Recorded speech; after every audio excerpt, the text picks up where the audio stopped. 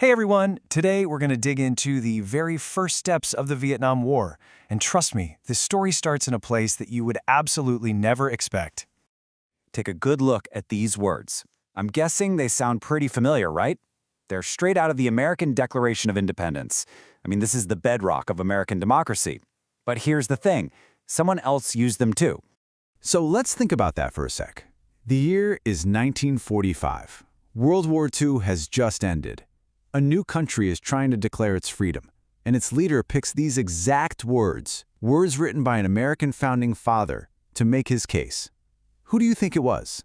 Get this, it was Ho Chi Minh. Yeah, the man who would become America's greatest enemy in the Vietnam War. He started his nation's independence movement by quoting America's own declaration. So what on earth happened? How did we go from sharing these incredible ideals to fighting one of the most brutal wars of the 20th century? Well, to understand that, we've actually got to rewind the clock a little bit, to a time when Ho Chi Minh and the United States were, believe it or not, on the same side. So, during World War II, you had this group called the Viet Minh. They were basically Vietnamese patriots led by Ho Chi Minh fighting for their independence. And they became really important allies for the United States, helping American forces fight the Japanese who were occupying Vietnam. They were partners, fighting for freedom together. But, and this is a huge but, after the war was over, the entire political world had shifted. The Viet Minh were expecting American support for their independence, but one single idea, one ideology, was about to change everything. And here is the absolute turning point. Despite being wartime allies, despite Ho Chi Minh literally quoting the Declaration of Independence, the U.S. refused to back them. Why? Because the post-war world was now all about the Cold War, and Ho Chi Minh was a communist, which put him on the wrong side of that brand-new ideological battle line. And when we say communism, what did that actually mean on the ground in Vietnam? Well, for Ho Chi Minh, it wasn't just some abstract political theory. He had a very clear plan. Take land from the super-rich landowners and give it to the poor peasant farmers who worked it. You can imagine how that idea, that direct threat to private property and capitalism, went over in Washington. So this clash of ideologies didn't just break up a friendship between former allies. It was about to literally tear an entire nation in half. Okay, so since the U.S. wasn't going to help, the Viet Minh had to fight for their independence against their old colonial rulers, the French. That war kicked off in 1946, and it was long and brutal. By 1954, they finally signed a peace treaty. The solution they came up with? Split the country in two, but only temporarily. The plan was to hold a big national vote in 2 years, in 1956, to let the people decide how to reunify the country. And this slide just lays out the new reality perfectly. You didn't have one Vietnam anymore, you had two. In the north, you had Ho Chi Minh and his communist government, and in the south, you had a new, capitalist government, led by a man named Ngo Dinh Diem, who was backed by the United States. It was a perfect setup for a major conflict. Remember that big unification vote we just talked about? Well, it never happened. Why not?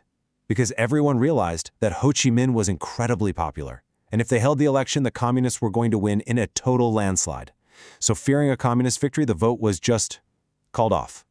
And just like that, the temporary division became permanent. But the fight wasn't just a simple North versus South story. Inside South Vietnam, a huge chunk of the population hated their new leader, President Diem. A powerful resistance group started to form, known as the Vietcong. And these were Southern communists fighting their own government and its American allies from within. It was a civil war simmering inside a bigger conflict.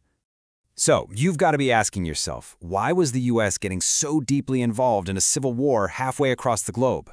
It all came down to a single, powerful idea that was driving all of American foreign policy at the time. And that idea was the Domino Theory.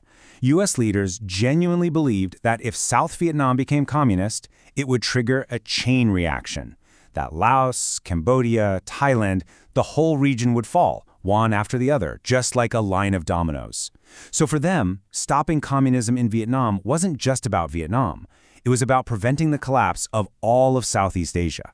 And so that theory started to turn into action. It started with what seemed like small, manageable steps. America's first real steps into the conflict.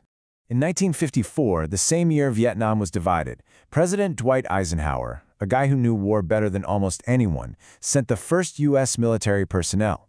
But they weren't called combat troops, they were called advisors. Just 100 of them, sent to help train the South Vietnamese army. A small number, right? just an advisory role. Well, that small number did not stay small for long. By 1959, only 5 years later, the number of American advisors on the ground had skyrocketed to between 750 and 1,500. This wasn't just advising anymore. This was a serious and rapidly growing commitment. And that brings us right here. From an alliance built on America's own words of freedom to 1,500 military personnel on the ground in a divided nation.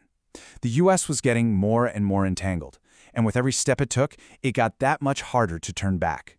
So the real question is, at this point, was a full-blown war already inevitable?